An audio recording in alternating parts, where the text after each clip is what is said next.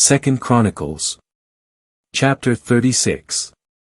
Then the people of the land took Jehoahaz the son of Josiah and made him king in the place of his father in Jerusalem. Joahaz was 23 years old when he began to reign, and he reigned 3 months in Jerusalem. And the king of Egypt deposed him at Jerusalem and imposed on the land a fine of 100 talents of silver and a talent of gold. And the king of Egypt made Eliakim his brother king over Judah and Jerusalem and changed his name to Jehoiakim. But Neco took Joahaz his brother and carried him away to Egypt. Jehoiakim was 25 years old when he began to reign, and he reigned 11 years in Jerusalem, and he did what was evil in the sight of Jehovah his God. Against him Nebuchadnezzar the king of Babylon came up and bound him in bronze fetters to carry him to Babylon.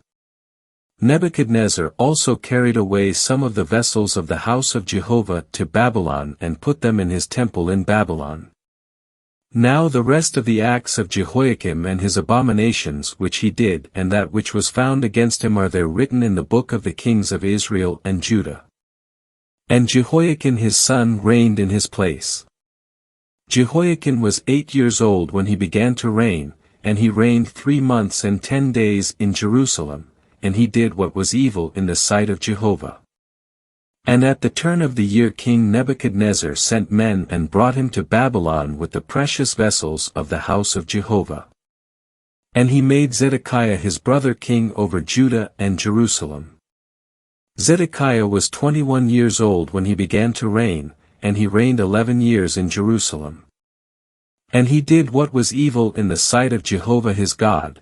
He did not humble himself before Jeremiah the prophet whose speaking was from the mouth of Jehovah.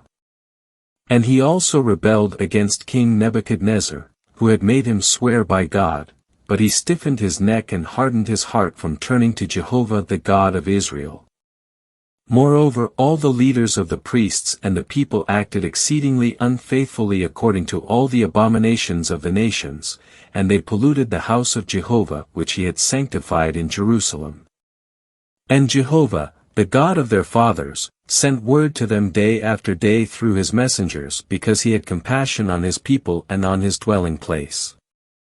But they mocked the messengers of God and despised his words and scoffed at his prophets until the wrath of Jehovah rose up against his people, until there was no remedy. Therefore he brought up against them the king of the Chaldeans, who slew their young men with the sword in the house of their sanctuary and had no compassion on young man or virgin, on old man or feeble, he delivered them all into his hand. And all the vessels of the house of God, great and small, and the treasures of the house of Jehovah and the treasures of the king and of his princes, all these he brought to Babylon.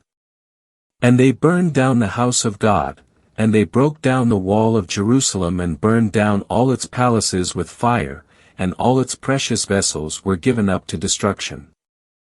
And those who escaped from the sword he carried away to Babylon, and they became servants to him and to his sons until the reign of the kingdom of Persia.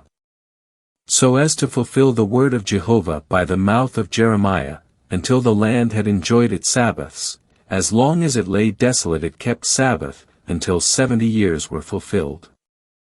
And in the first year of Cyrus the king of Persia, so that the word of Jehovah by the mouth of Jeremiah might be accomplished, Jehovah stirred up the spirit of Cyrus the king of Persia, and he made a proclamation throughout all his kingdom and put it also in writing, saying, Thus says Cyrus the king of Persia, all the kingdoms of the earth has Jehovah the God of heaven given to me, and he has charged me to build him a house in Jerusalem, which is in Judah.